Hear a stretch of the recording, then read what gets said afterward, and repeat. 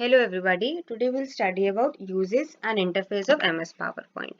That is, हम ये जो सॉफ्टवेयर है PowerPoint, इसके थ्रू हम अलग अलग PPTs बना सकते हैं अलग अलग डिजाइन्स के साथ एंड कैसे इन अलग अलग चीज़ों में एंड यूजेस हो सकते हैं इस PowerPoint प्रेजेंटेशन के। तो शुरू करते हैं। Firstly we can use it for business. For example, कोई एक बिजनेस है, उनको इन्वेस्टर्स चाहिए होते हैं, उनको स्पॉन्सर्स चाहिए होते हैं, उनके आपस में कलीग्स की डिस्कशंस होती हैं, उनको बॉसेस को अपना मंथली रिव्यू देना होता है या फिर अपना प्रोग्रेस दिखाना होता है या फिर अपना डेप्रिसिएशन दिखाना होता है। सो उसके लिए mainly M S PowerPoint is the basic tool they use to express themselves clearly and ताकि वो दिखा सकें अच्छी तरीके से अलग अलग इक्विपमेंट्स यूज करके, चार्ट्स यूज करके, टेबल्स यूज करके, पिक्चर्स यूज करके अपने आप को रिप्रेजेंट कर सकें। फिर फॉर क्रिएटिंग रेज्यूमेस, जब भी बच्चा ग्रेजुएट होता है, फॉर एग्जांपल मैं अभी कॉलेज में हूँ, तो मुझे अगर कहीं अप्लाई करना है तो मुझे अपने एक रेज्यूमे देना पड़ता है। उसमें मेरी बेसिक डिटेल्स होती हैं कि मैं कहाँ पढ़ती हूँ, मेरे मार्क्स कितने हैं, मैंने क्या क्या करा हुआ है। तो आजकल डिजिटल रेज्यूमेस चल रहे हैं जो एमएस पावर पॉइंट के थ्रू भी बन सकते हैं, जिसमें अलग अलग पैटर्न्स हो सकते हैं, फोटोग्राफ्स हो सकती हैं जो रेज्यूमे में डाल सकती हैं। Then depicting growth, since both graphic and text can be added in presentation, मतलब पिक्चर्स एंड टेबल्स और ग्राफ्स और नॉर्मल जैसे लिखा हुआ है वैसा टेक्स्ट दोनों प्रेजेंटेशन में ऐड हो सकता है। Depicting the growth of a company, company का ग्रोथ हो सकता है, बिजनेस हो सकता है, बच्चों के मार्क्स हो सकते हैं जो टीचर यूज कर रही हो प्रिंसिपल को शो करने के लिए या फिर उनके पेरेंट्स को शो करने के लिए। पीपीटी के थ्रू सब कुछ एक ऑर्गेनाइज्ड सिस्टमैटिक मैनर में हम दिखा सकते हैं। Then we have education. Education में कैसे यूज हो सकता है? फॉर एग्जाम्पल, मैं हूँ, आप हो, आपको स्कूल के प्रोजेक्ट्स बनाने हैं, आपको एक्टिविटीज करनी है, आपको आपस में डिस्कशन करना है, आपको कुछ अच्छे से समझना है, किसी को समझाना है, उसके लिए आप एजुकेशन पीपीटी यूज कर सकते हो। या फिर टीचर्स हैं, टीचर्स आजकल ऑनलाइन पढ़ाती हैं तो वो पीपीटीज के थ्रू पढ़ाती हैं ताकि बच्चों को अच्छे से समझ आ सके, क्योंकि पीपीटीज में वही ग्राफ्स हो सकते हैं, पिक्चर्स हो सकती हैं, एनिमेशंस हो सकती हैं। Then coming on to marketing. In the field of marketing, presentations are extremely important because PPTs के थ्रू एक सेलर अपने आप को अच्छी तरह प्रेजेंट कर पाता है, अपनी डेटा अच्छी तरह प्रेजेंट कर पाता है बिना उसको बोरिंग करे, एंड जो हमारा बायर है वो अच्छे से ग्रास्प कर पाता है उस इंफॉर्मेशन को, and a buyer is able to sell his product in a better manner. Now coming on to its interface, जैसे आप लोग देख सकते हैं उसके ऊपर बहुत सारे बटन्स एंड बहुत कुछ लिखा हुआ है। सो इसके बहुत सारे यूजेस हो सकते हैं। सबसे पहले coming on to new slide, आप देखेंगे इस पे अगर मैं न्यू स्लाइड पे क्लिक करती हूँ तो बहुत सारे ऑप्शंस आ सकते हैं, जैसे title slide, title and content, section header, comparison, blank. Title slide use होती है प्रेजेंटेशन के शुरू में। जैसे अब मैं ये क्लिक करती हूँ तो टाइटल स्लाइड आ जाती है।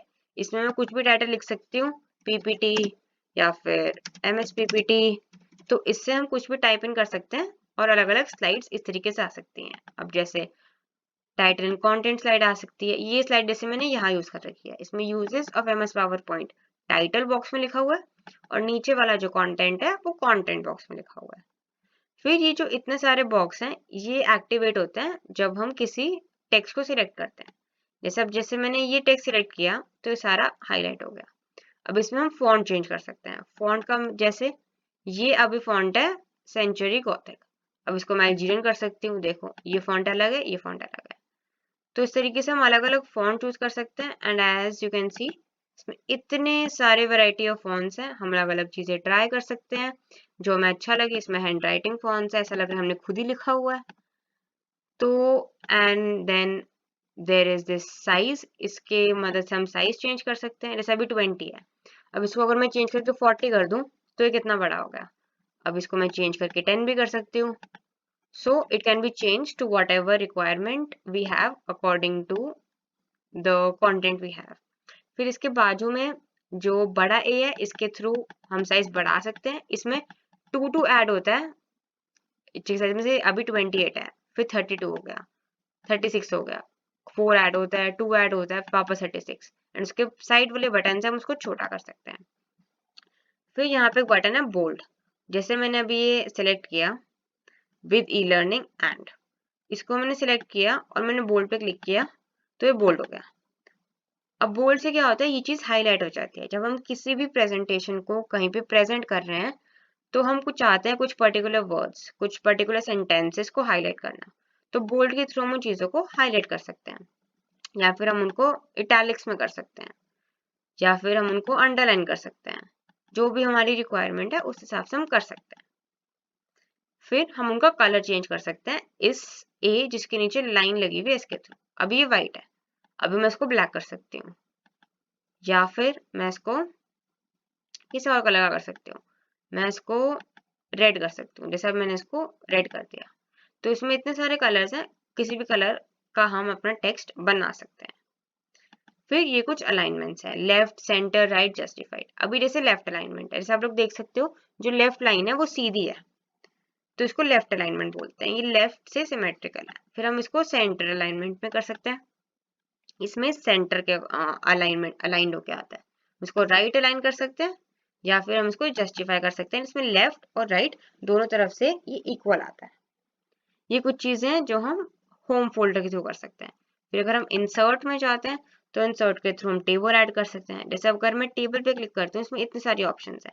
अब अगर इससे 4:1 का टेबल ऐड हो जाता है, इससे 4:2 का हो जाता है, तो मुझे जो भी अपना कंटेंट डालना है उसके अकॉर्डिंग जितना बड़ा छोटा मुझे टेबल चाहिए उतना मैं अपना टेबल बहुत इजीली बना सकती हूँ, और उसमें कुछ भी टेक्स्ट टाइप इन हो सकता है, पिक्चर्स डाल सकती हैं, स्क्रीनशॉट्स डाल सकता है, शेप्स चल सकती हैं, अलग अलग टेक्स्ट बॉक्स चल सकता है। जैसे ये एक टेक्स्ट बॉक्स है जिसमें ये है, अब मैं टेक्स्ट बॉक्स पे क्लिक करके एक और टेक्स्ट बॉक्स क्रिएट कर सकती हूँ जिसमें मैं कुछ भी लिख सकती हूँ। फॉर एग्जाम्पल मैं अपना नाम लिख सकती हूँ, तो हम कुछ भी लिख सकते हैं टेक्स्ट बॉक्स के through.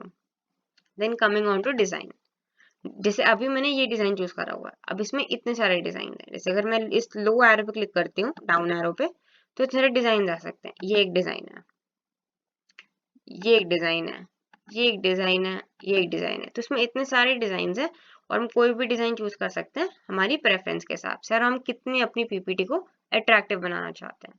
Then coming on to animations, इसमें बहुत सारे एनिमेशंस हो सकते हैं। जब हम अपनी पीपीटी को स्लाइड शो पे दिखाते हैं, मतलब वो बड़ी स्क्रीन पे दिखता है, तो हम उसमें अलग अलग एनिमेशन लगा सकते हैं। फॉर एग्जाम्पल अगर मैं इधर अपीयर पे क्लिक करूँ तो ये सीधे एक बारी में अपीयर हो जाता है।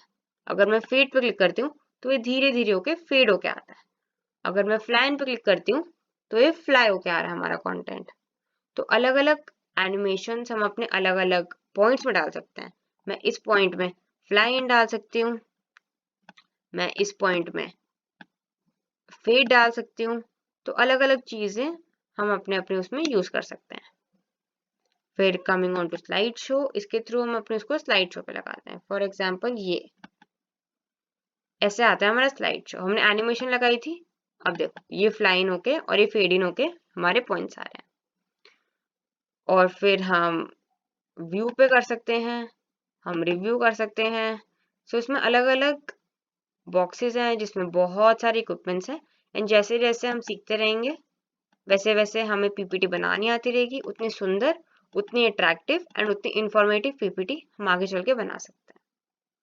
आई होप आप लोगों को समझ आया होगा। Thank you.